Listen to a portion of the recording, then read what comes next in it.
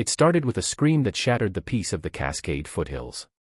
A piercing shriek that cut through the crisp mountain air like a jagged knife that belongs to my son. Picture this.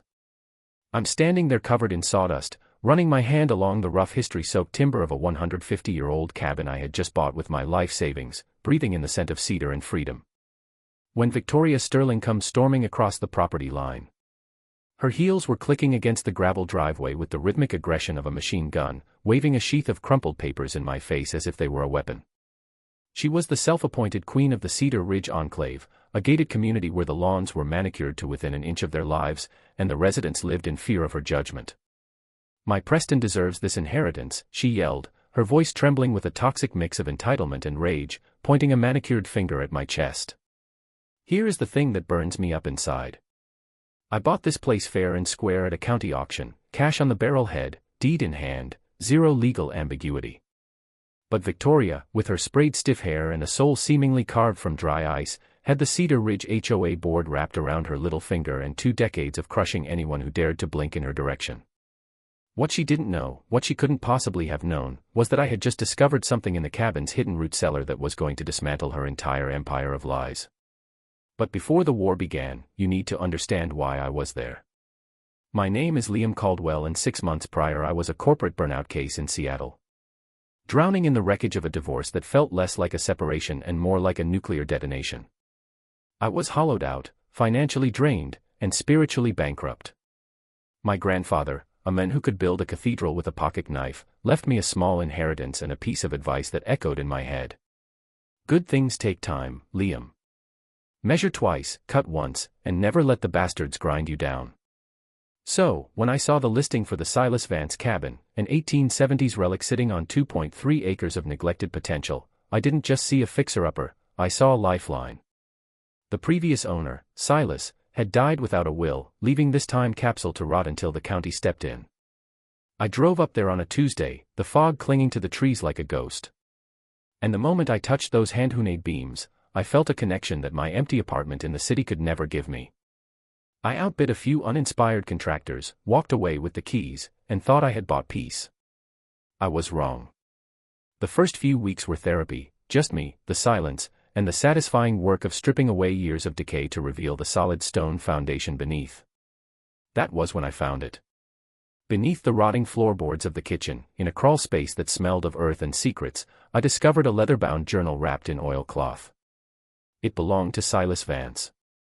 His handwriting was neat, meticulous, documenting the weather, the wildlife, and increasingly his dealings with the men referred to only as these weren't happy memories. They were logs of betrayal, stolen lumber, and shady deals. Enter Victoria Sterling. She lived in a 5000 QFT monument to access directly up the hill, a house that looked down on my cabin, both literally and metaphorically.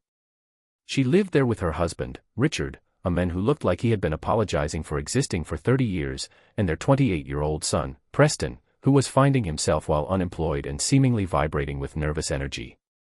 The first time Victoria rolled up in her pristine luxury SUV, she didn't knock, she invaded. "You're the new owner," she said, making it sound like an accusation. When I introduced myself, she looked at my hand like it was covered in toxic waste. "We need to discuss your permit violations, Mr. Caldwell. The Cedar Ridge Enclave has standards." I tried to be polite, explaining that the county building department had cleared me for restoration, that I didn't need HOA approval for internal repairs on a historic structure. Her smile didn't reach her eyes. It was a predator's baring of teeth. Then she dropped the bomb. "Silas Vance was my late father-in-law's business partner," she said, rewriting history with a straight face. "They had an agreement. This land was supposed to stay in the family. My son Preston has a moral claim to this cabin." The audacity hit me like a physical blow. She actually believed her own delusion that some phantom promise superseded my legal deed. "You bought stolen goods," she hissed, her voice rising to a shriek. "I am giving you one chance. Sell it to Preston for what you paid. No profit. If you don't, I will bury you in fines until you beg to leave."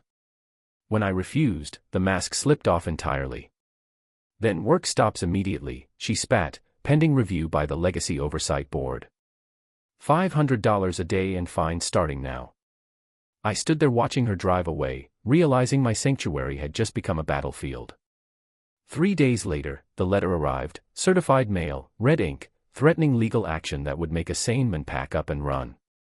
She cited me for installing non-P-accurate electrical outlets, claiming I should have kept the original wiring that was essentially a fire hazard waiting to happen, and for updating the plumbing so I wouldn't have to use an outhouse in the snow. It was madness. Her mansion had a heated driveway and a pool that glowed neon blue at night. Yet, my historically accurate restoration was destroying the character of the neighborhood. I decided to fight back, not with shouting, but with research. I spent days at the Snohomish County Historical Society where a librarian named Eleanor helped me dig up the truth. We found original photos from the 1870s proving my work was accurate. But more importantly, I went back to Silas's journal. The entries about as Arthur Sterling, Victoria's late father-in-law, started to paint a dark picture. As tried another scheme today, one entry read, caught him siphoning our lumber to side jobs while claiming the mill was short. The man has no conscience. Good thing I document everything, including the insurance papers he thinks nobody knows about. The pieces were clicking together. Victoria's family fortune was built on skimming off the top on cheating partners like Silas. That's why she was terrified of me owning this place. She was scared of what I might find in the walls. Then came Martha, a neighbor with eyes sharp as a hawk and a no-nonsense attitude, who shuffled over while I was sanding the porch. "Son, you are walking into a tiger trap," she whispered, glancing over her shoulder. "Victoria Sterling has run people out of here for less. She controls the board, the funds, everything. She's been running this neighborhood like a dictatorship since the 90s. Martha told me about a teacher driven out over fake parking violations and a veteran harassed because his American flag didn't meet aesthetic guidelines. Victoria's strategy was simple.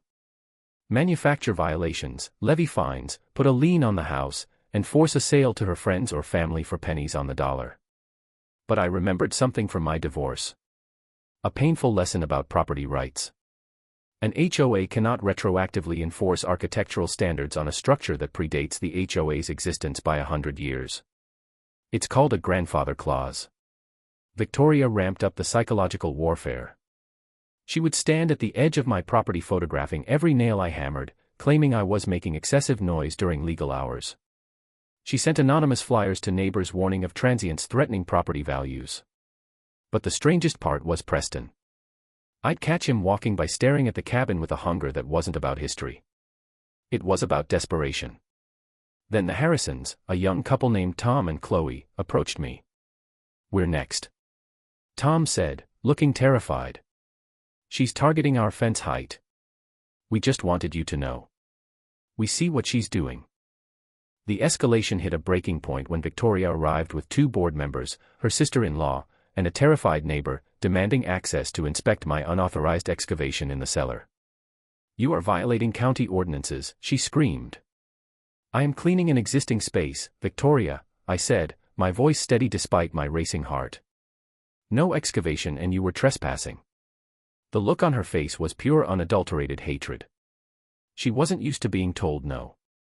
She was used to fear. But I wasn't just anybody.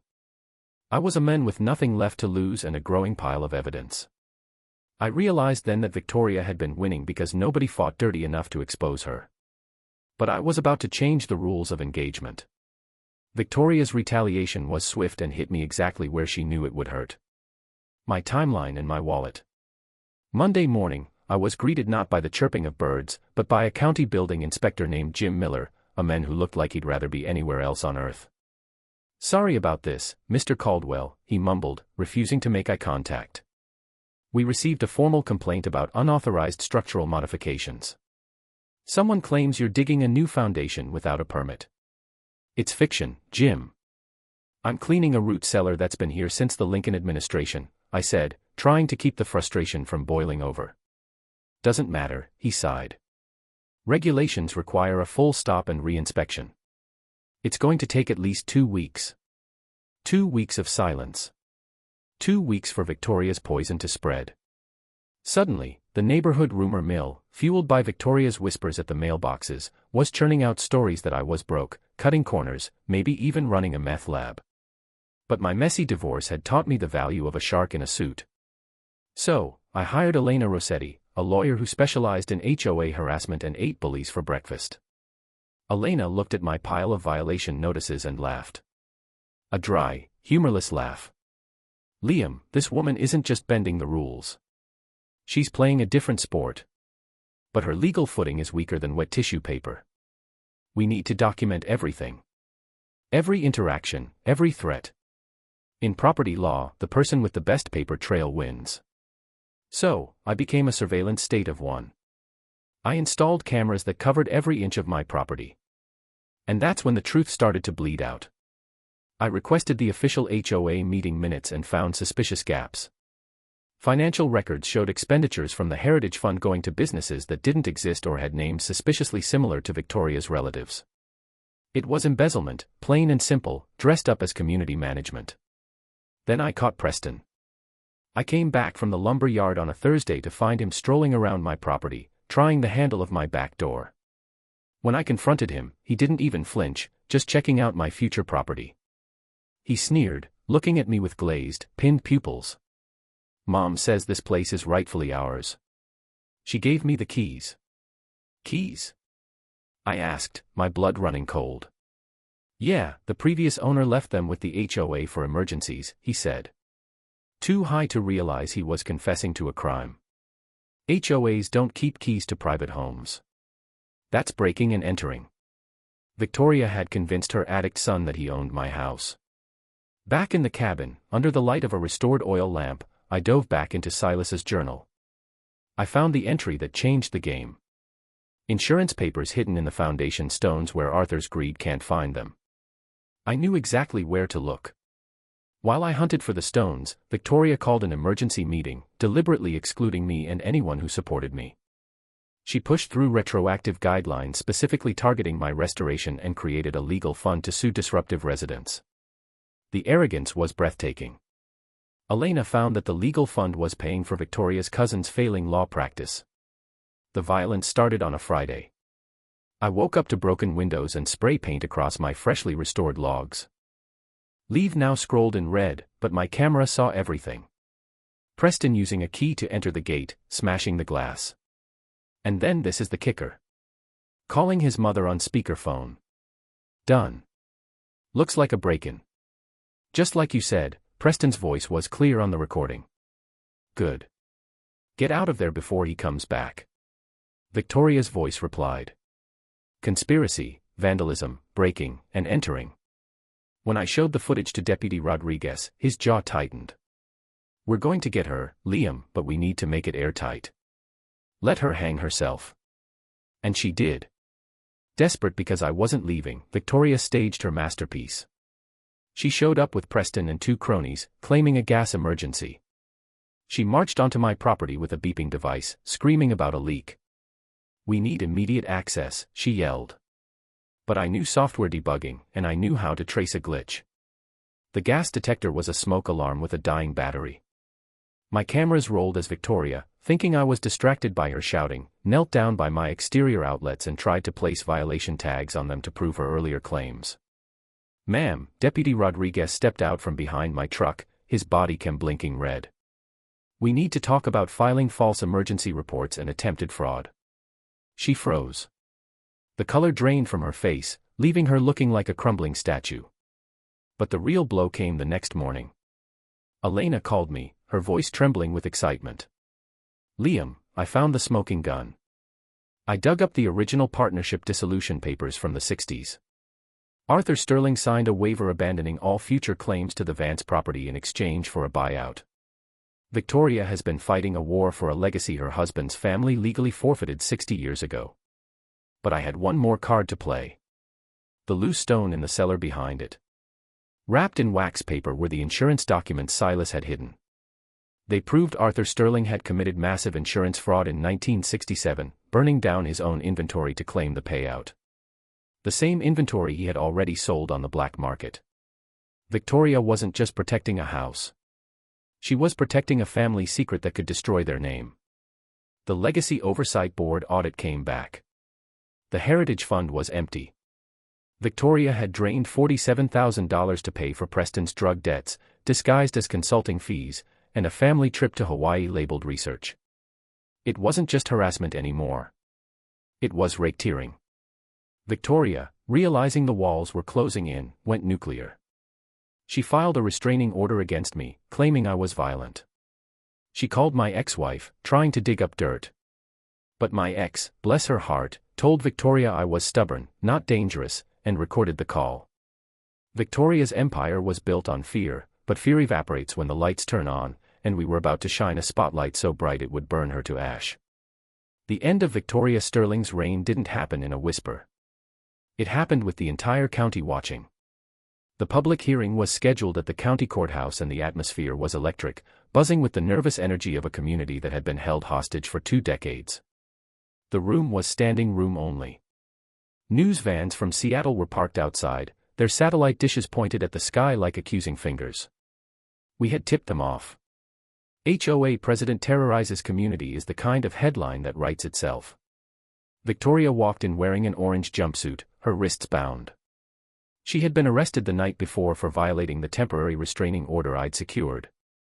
Caught on camera trying to plant methamphetamine in my mailbox to frame me. She looked diminished. A small, angry woman whose power had been stripped away, leaving only bitterness behind.